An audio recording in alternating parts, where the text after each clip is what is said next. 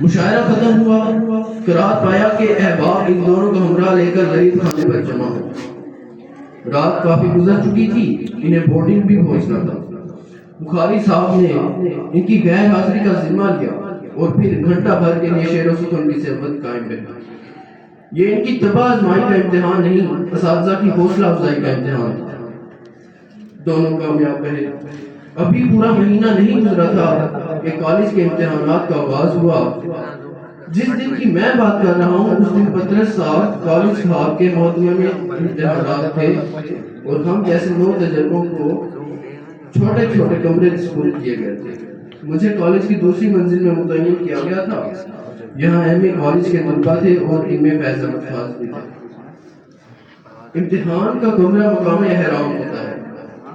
امیدواروں کو ذہنی امتحان کے ساتھ ساتھ ضبط و نظم کا بھی امتحان بھی ہوتا ہے۔ سگریٹ نوشی ممنوع تھی۔ میں نے اپنی عادت کو دبانے کے لیے پان کا انتظام کر دیا تھا، مگر فیض صاحب کبھی سوالات کے پرچے پر نظر ڈالتے اور کبھی میری طرف نیم تبسم نظروں سے دیکھتے اور پھر قلم اٹھا کر سر کو کھجاتے اور کبھی خاموشی سے اپنے پڑوسیوں کی مزاح پرسی کرتے۔ کبھی کبھی ان کا بایاں ہاتھ ایسے حرکت کرتا جیسے وہ کسی نامعلوم شے کو ٹھٹول رہے ہوں۔ میں سوچ رہا تھا کہ وہ اٹھے اور کہا ہمیں یہاں سگریٹ پینے کی اجازت ہے۔ میں نے انہیں بتایا کہ میں پوچھ کے بتاتا ہوں۔ اتنے میں پطرس صاحب کمروں کا معائنہ کرتے کرتے ہمارے کمرے تک پہنچ گئے اور انہوں نے کہا کہ کیا سب ٹھیک ہے؟ میں نے کہا جی۔ میں نے عرض کی کہ پروفیسر صاحب بعض طلباء سگریٹ پینے کا پوچھ رہے تھے، اجازت ہے؟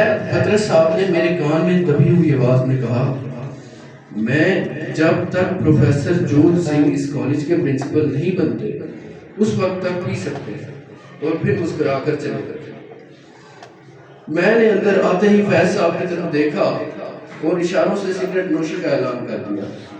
فیض صاحب کے ایک ہاتھ میں فل فول ایک سگریٹ نمودار ہوئی جیسے قلم سے ہی ابھر کے آیا۔